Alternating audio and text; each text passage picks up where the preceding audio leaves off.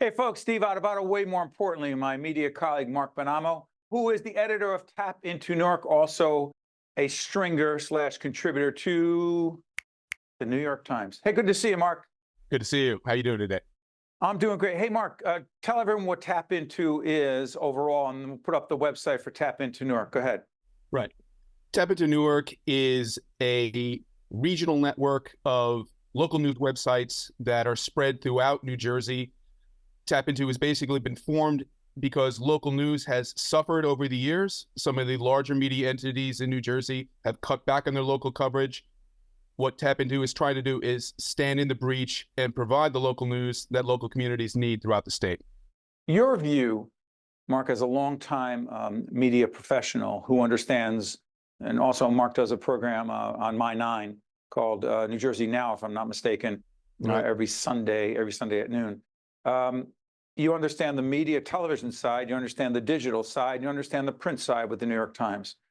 How do you see, quote, the role of media, not just in the 2024 election, but the role of media, different forms of media, in terms of protecting our very fragile and endangered democracy? Loaded question, I know. Right. A particularly loaded statement right now, what you're asking, but media is fundamental to a healthy, thriving democracy because voters need, as much as possible, to have as much education and information as possible when they go to the voting booth. Also, the media plays an important role in shining a light on parts of our society and even parts of our government that don't want to be transparent. They don't want you to see what they're doing because oftentimes they're not necessarily up to anything that's any good.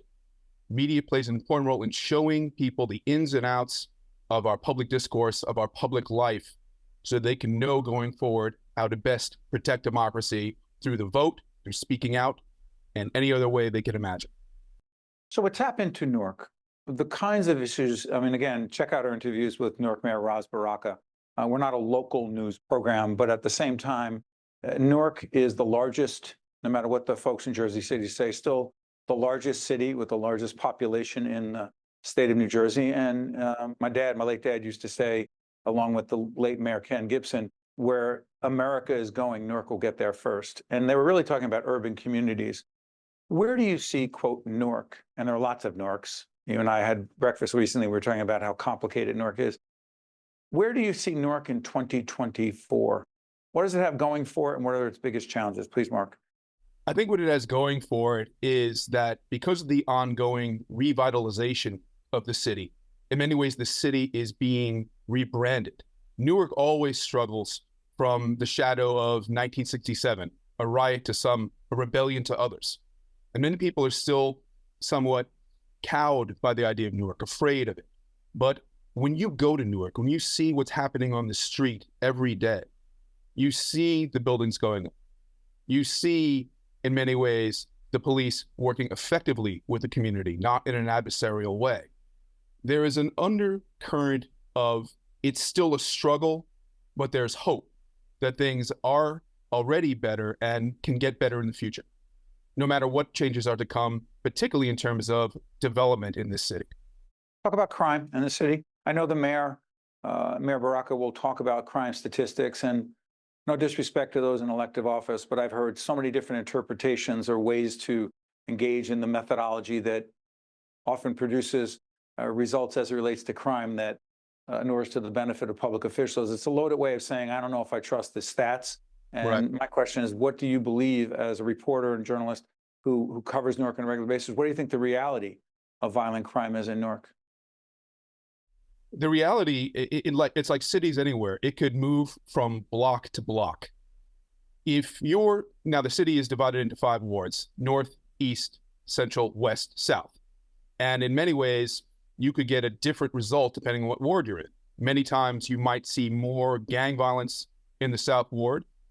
The East Ward, the Iron Band, which many people feel for a long time is a safer ward, known for its restaurants, you'll still see a lot of petty crime on the street, increasing problems with, unfortunately, the mentally ill in our society haven't been accommodated well enough, so you'll see in the homeless population.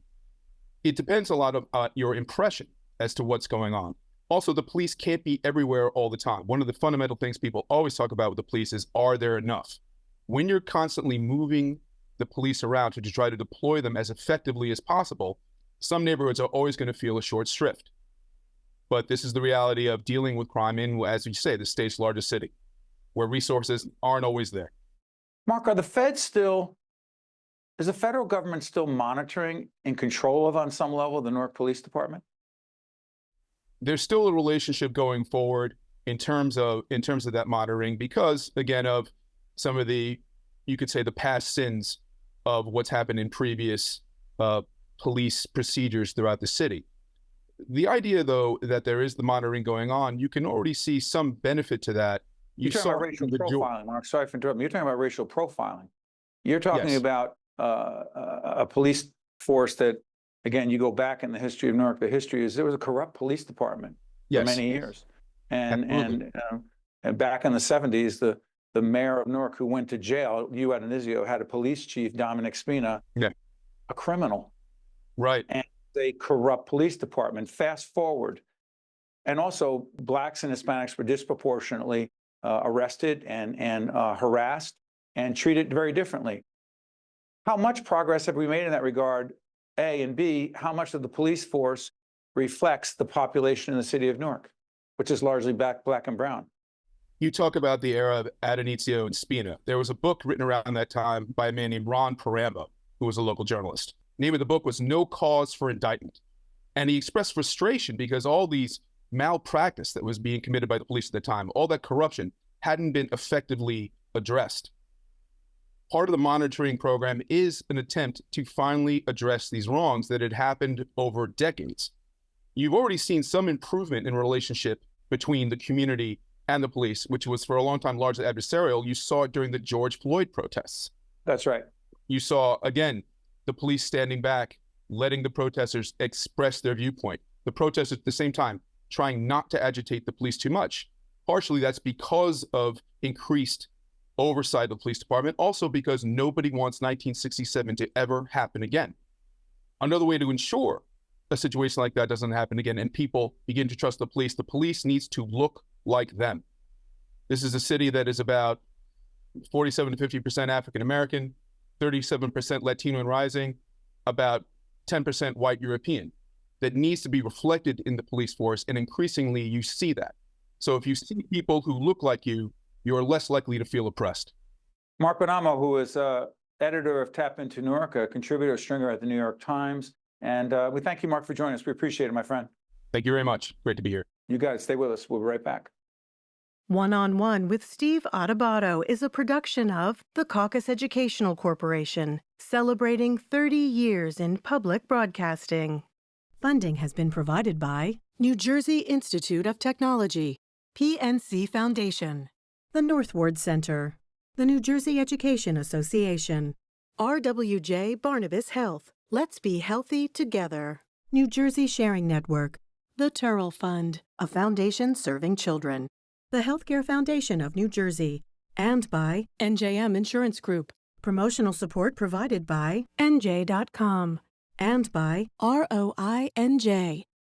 I'm very grateful that I'm still here. That's me and my donor when we went to celebrate our first anniversary. With a new kidney, I have strength. They gave me a new lease on life. I'm still going everywhere and exploring new places. Nobody thought I was going to be here. Nobody. And I look forward to getting older with my wife. That's possible now. We're transforming lives through innovative kidney treatments, living donor programs, and world-renowned care at 2 of New Jersey's premier hospitals. They gave me my normal life back. It's a blessing. RWJ Barnabas Health. Let's be healthy together.